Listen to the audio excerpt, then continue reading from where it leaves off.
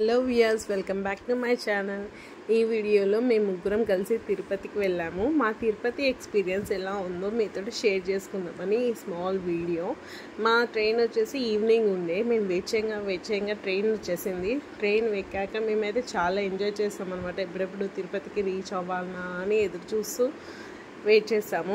So మేము dinner ముందే prepare చేసేసుకున్నాము. నైట్ డిన్నర్ అయిపోయాక మేము ముగ్గురం కలిసి నెయిల్ పాలిషెస్, గోరింటాకు అన్నీ పెట్టుకొని ఫన్నీగా జోక్స్, వీడియోస్, స్నాప్స్ అన్నీ తీసుకుంటూ ఎంజాయ్ చేసాము. మార్నింగ్ అయిపోయినాక సో మేము ముగ్గురం నైట్ మిగిలిన ఫుడ్ కాస్త మేము బ్రేక్ఫాస్ట్ లాగా కానిచ్చేస్తాము. అది కూడా అయిపోయింది. బ్రేక్ఫాస్ట్ ట్రైన్లోనే చేసేసినాక దిగినాక ఫ్రెష్ అప్ అయిపోయి డైరెక్ట్ కొండపైకి వెళ్ళొచ్చు అని అనుకున్నాము. ఇది వచ్చేసి ట్రైన్ నుంచి తీసిన వ్యూ. మన ట్రైన్లో ఉండే ముందు ట్రైన్ ఎలా టర్న్ అవుతుందో అది తీసాను అనమాట. రేర్ వ్యూ పిక్ కాబట్టి. సో మేము ట్రైన్ దిగాక బస్సులో కొండకి ఎక్కాము. యాక్చువల్గా నడుచుకుంటూ వెళ్దామని అనుకున్నాము, బట్ సమ్ కారణాల వల్ల వెళ్ళలేకపోయాము. బస్సు ప్రిఫర్ చేసామన్నమాట ముగ్గురము. సో అక్కడ ఏంటంటే వర్షం పడుతుంది. వర్షము, ఎండ, హ్యూమిడిటీ బాగా ఉండేసరికి లగేజ్ ఉండడం వల్ల మేము బస్సు ప్రిఫర్ చేసాము. అక్కడికి వెళ్ళాక మేము రూమ్లో తీసుకున్నాక రూమ్లో 2 hours పట్టింది. అలానే నించొని రూమ్ తీసుకోవడానికి 2 hours రూమ్ వచ్చాక మేము మళ్ళీ కళ్యాణకట్టకి వెళ్ళి మేము రెడీ అయిపోయి దర్శనం టైం అవుతుంది అని చెప్పేసి మేము దర్శనానికి వెళ్తున్నాం అనమాట రెడీ చేసి.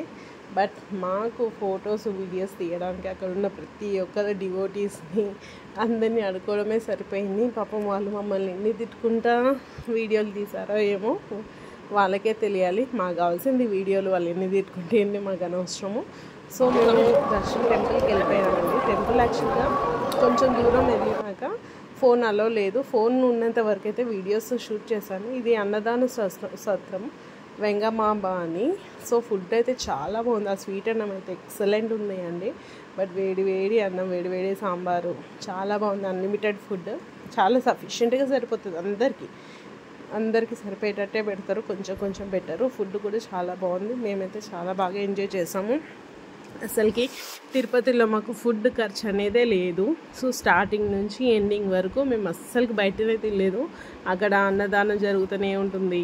సో దర్శనం అయిపోయింది మంచిగా. దర్శనం అయిపోయినాక మాకు తగ్గట్టే అక్కడ ఏదో బీడ్స్ అమ్ముతున్నారు. అవి హైదరాబాద్లో అయితే చాలా కాస్ట్గా ఉన్నట్టు అనిపించినాయి. మేమైతే ఆ బీడ్స్ అయితే 1000 రూపీస్ పడతా బీడ్స్ అయితే తీసుకున్నాక మాకు ట్రైన్ టైం అవుతుంది అని హరిబరికి వచ్చేసాము. ఇది రిటర్న్లో మళ్ళీ వీడియోలో కలుద్దాం. బాయ్.